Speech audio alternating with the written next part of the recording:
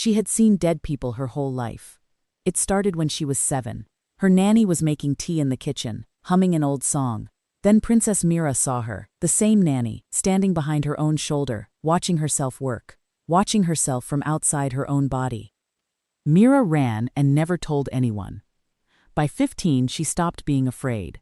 The ghosts were everywhere. In the palace gardens, in the throne room, walking through walls like the walls didn't exist.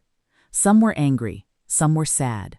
Most were just stuck, confused about why nobody could see them anymore. She learned to ignore them. It was easier. But on the morning of the slave auction, the day her father said she had to pick one slave for her personal guard, a tradition for women of royal blood, Mira knew today would be different. Because for the first time in 8 years, she saw something that made her blood run cold. She saw something that wasn't supposed to exist anymore. The auction house was crowded. Merchants, nobles, and vendors packed the stone arena under the afternoon sun. The air smelled like dust and sweat and something Mira couldn't quite place, something that made her skin crawl. Her father, King Vikram, sat beside her on the raised platform. His guards flanked them both. The kingdom's laws said a princess had to choose her personal servant when she came of age. It was tradition. It was supposed to be an honor. Mira thought it was ridiculous. "You'll find someone suitable today," her father said, not looking at her. He was watching the crowd below, his expression bored. Someone loyal, someone strong. Mira didn't respond. She was trying to count the dead people in the arena. There were 7 of them. An old man near the water well, a young woman by the eastern gate, 2 children sitting on the stone steps. They looked like they were playing a game, completely unaware that no one else could see them. One dead man stood in the center of the arena, watching the crowd with an expression Mira had learned to recognize: loneliness. The auction master, a fat man with a loud voice and gold teeth, stepped forward. "Your Majesty, Your Highness," he said with a bow that was slightly too theatrical. "Today, we present to you the finest selection of slaves in the kingdom. Builders, warriors, servants. All of them have been personally selected for excellence." He made a gesture, and the first group of men were brought out. They were chained together, walking single file. Most of them had the hollow look of people who had already lost everything. Mira watched her father examine them the way he might examine horses. "Next," he called, after barely 30 seconds. The auction master's smile never faltered. He had done this 1,000 times. More men came, more women. Mira tried to pay attention. Some of them looked strong, some looked intelligent, some looked like they might have been kind once, before whatever had happened to them. But none of them made her feel anything. Then she felt it. A coldness. Not the usual chill she felt when standing near ghosts. This was different. This was like ice water in her veins. Her head snapped toward the left side of the arena. The crowd had gone silent. Even the auction master had stopped talking. There was a man being led out, and he didn't look like the others. His chains were different. Thicker, darker, covered in markings that looked almost like writing. His guard was treating him differently too, holding the chain farther away, like it might burn him. The man's head was down, his dark hair falling across his face. But Mira could see his shoulders, could see the way he moved. Careful, controlled, dangerous. "This one," the auction master said, and something in his voice had changed. "This one requires special attention. He has been held in the deepest level for 5 years. He is not recommended for most homes." Mira's father leaned forward. "Why?" The auction master hesitated. "He's difficult, violent when provoked, but his strength is unmatched. And he paused. "His presence. Some nobles prefer it." The man looked up. Mira's breath stopped. Because standing next to him, its translucent hand resting on his shoulder, was something that made no sense. A shadow. A shadow that looked almost human, but not quite.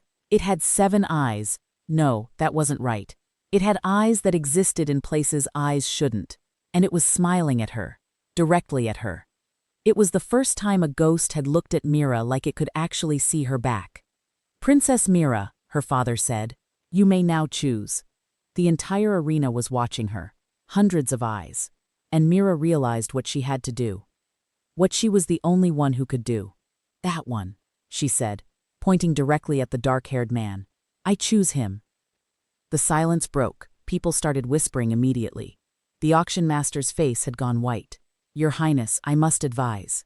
"I choose him," Mira repeated, louder this time. Her father turned to look at her. "You're certain?" She didn't answer. She was watching the shadow beside the man. It was laughing. She could see the shape of laughter on that impossible face. "Very well," her father said. He turned back to the auction master. "The price?" 500 gold coins, he said quickly, like he wanted the man gone as fast as possible. Plus the signed contract that he is never to be freed, never to be released, never to— "Done," her father said. "Have him sent to the palace this evening." The man's head had turned. He was looking at her now, his eyes dark and searching. She couldn't read his expression, but the shadow beside him, the shadow was getting brighter. And it was still looking directly at Mira. Mira didn't eat dinner. She sat in her room, waiting, listening to the sounds of the palace settling for the night. The servants had prepared a room for him on the lower level, not in the family wing, thank the gods. Her father would have questions tomorrow. So would her mother. But tonight, he would be locked in his quarters, and Mira could think. Except she couldn't think, not clearly, because she had felt it the moment he walked into the palace. A wrongness, a vibration in the air, like reality itself was bending around him. A knock on her door made her jump. Her best friend, Priya, slipped inside before Mira could answer. "What were you thinking?" Priya hissed. "Everyone is talking about it. The violent one. The one nobody else would buy. Are you insane?" Mira turned away. "I had a feeling about him." "A feeling?" Priya stared at her. "Mira, the auction master said he's dangerous. He said—" "I don't care what he said." Priya fell quiet for a moment. Then her voice softened. "Is this about something else? Is something going on?" Mira wanted to tell her. She wanted to tell someone so badly. But how could she explain? How could she tell Priya that she could see things that shouldn't exist? That she had chosen this man because the ghost beside him had looked at her like it had been waiting her whole life for this moment. "I trust my instincts," Mira said finally, "and my instincts said he was important." "Instincts?" Priya repeated, like the word was foreign. "Right, well, your instincts almost gave your father a heart attack." She stood to leave. "Just be careful, okay? With things like this, your father is already worried about you finding a match. This isn't going to help his concerns about your judgment."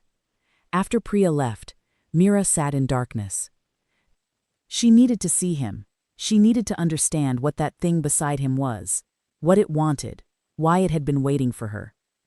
The palace was quiet when she crept down the servants' stairs. The guards would be changing shifts. She had maybe 10 minutes. His room was in the oldest part of the palace, where the stones were worn smooth by centuries of footsteps. The guard at the door was sleeping, or he was pretending well enough. She slipped past him. He was sitting on the floor, not on the bed, not standing, just sitting in the darkness with his back against the wall, like he'd been waiting. When she opened the door, he didn't move. "You shouldn't be here," he said. His voice was quieter than she'd expected, softer, nothing like what she'd imagined. "Neither should you," Mira replied. "But here we are." Now he looked at her, really looked at her, and something in his expression shifted. "You can see it," he said. Not a question. "The shadow?" Mira stepped inside and closed the door quietly. "The thing beside you?" "I have a name for it," he said, "and yes, most people can't. Most people are dead either," Mira said. He went very still. "That's not possible," he said slowly. "You'd have to be—" "I don't know what I am," Mira said. "I can see ghosts, have been able to since I was 7, and I can see the thing attached to you, and it's not like the others. It's not dead, and it's not human." The man stood up slowly.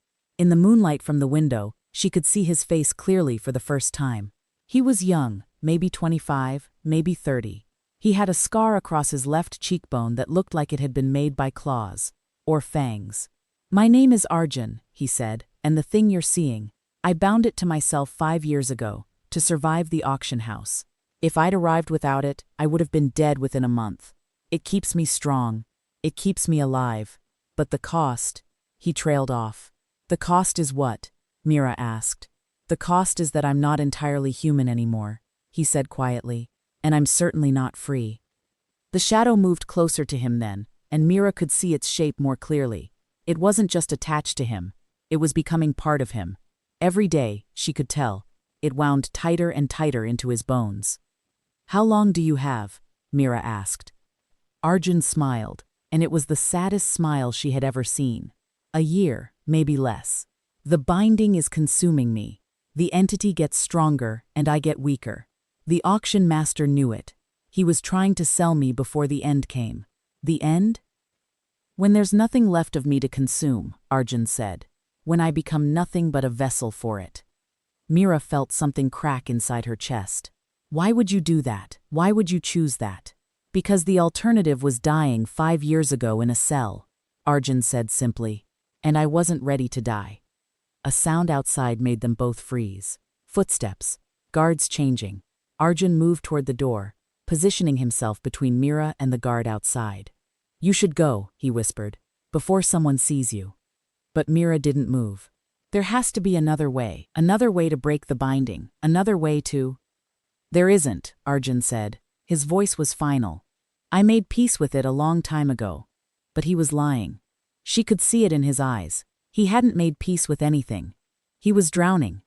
And maybe, just maybe, she was the only person in the world who could see him drowning. 3 days passed. Mira assigned Arjun tasks to keep him close.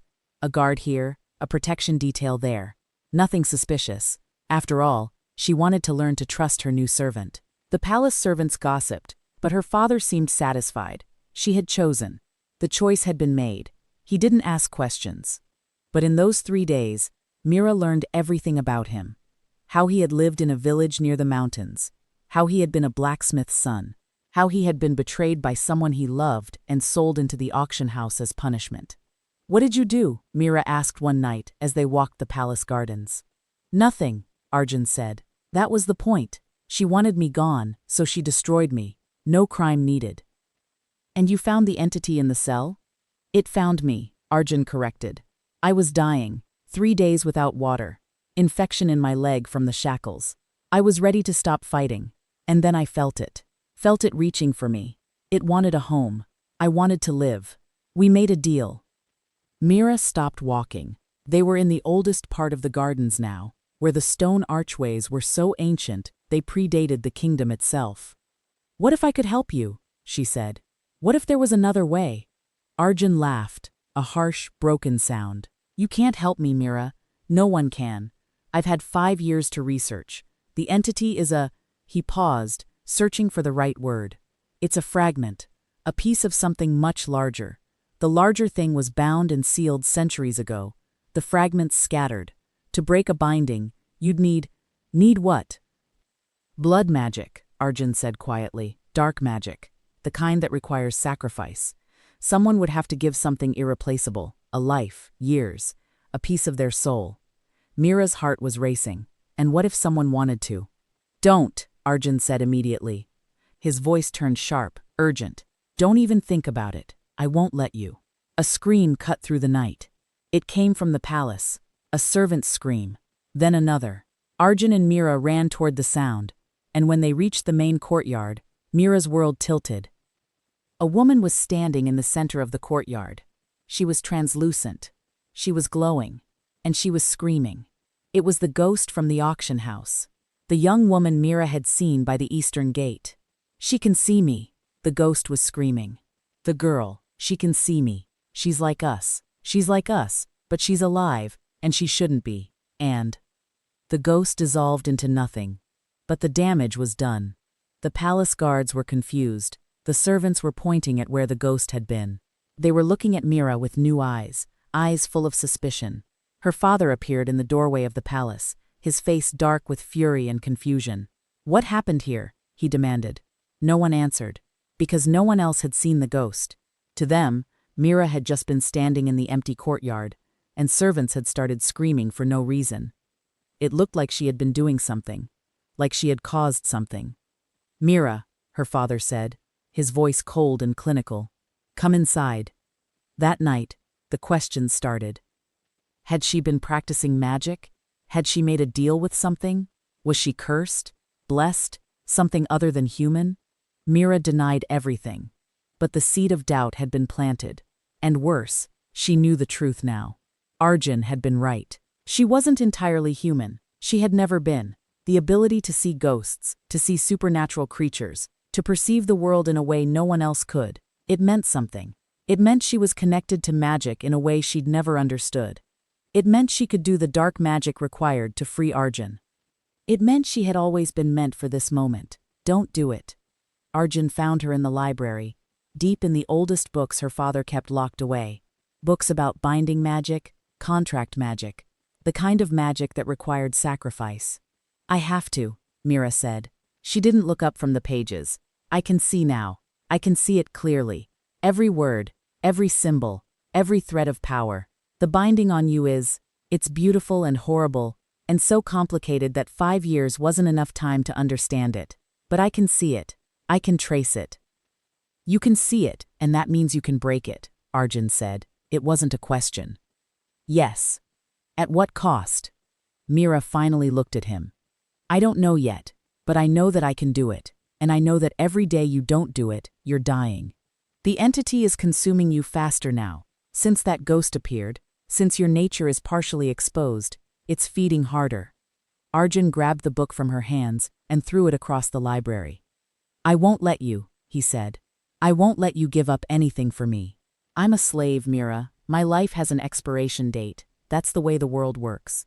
No, Mira said, and there was steel in her voice now. The way the world works is that we're born into circumstances we didn't choose, and then we choose what comes next.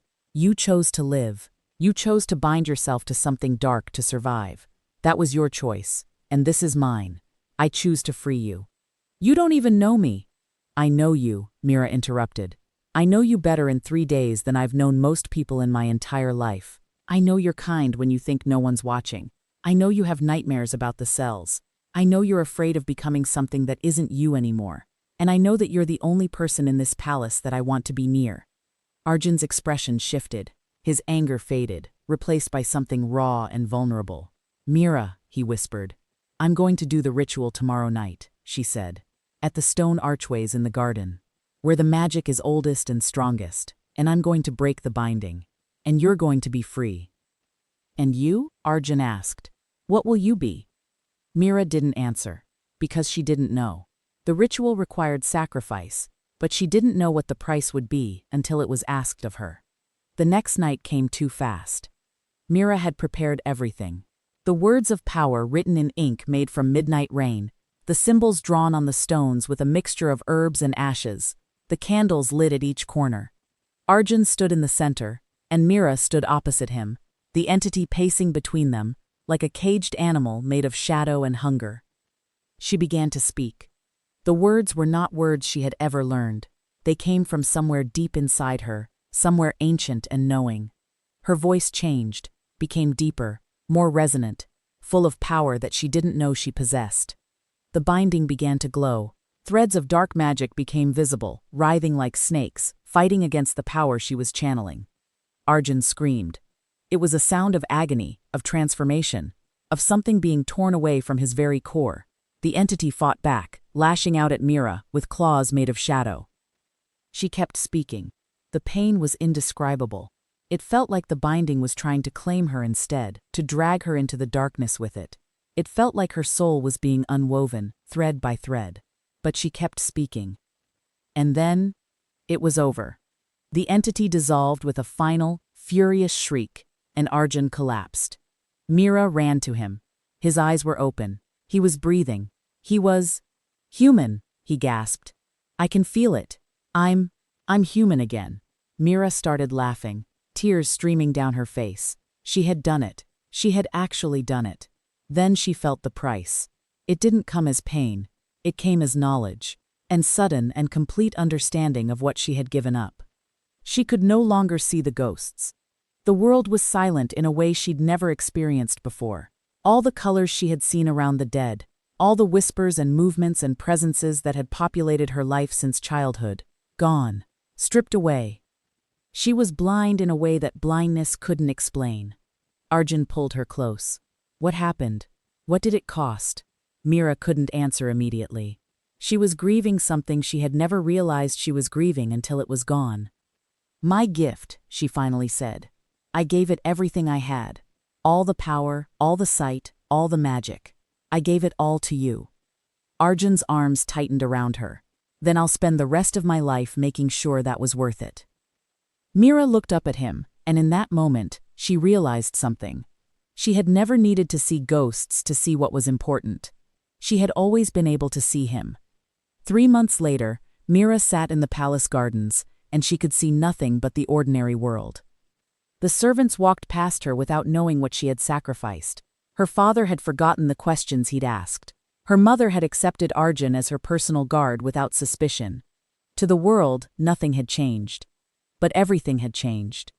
Arjun sat beside her, and when he took her hand, she could feel the warmth of his skin, the steadiness of his heartbeat, the realness of a person who had been given a second chance. "I got a letter today," he said, "from my sister. She survived the war. She's looking for me.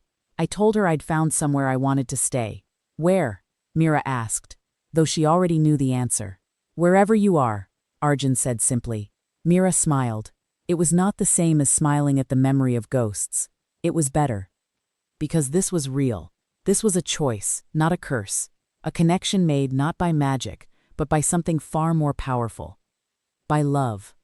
And in the darkness of the palace, in the spaces where the ghosts still walked and the magic still lived, something stirred. Something that had been watching the entire time. Something that had needed her gift, needed it for its own purposes. And somewhere in the shadows, an ancient voice whispered a single word: "Wait."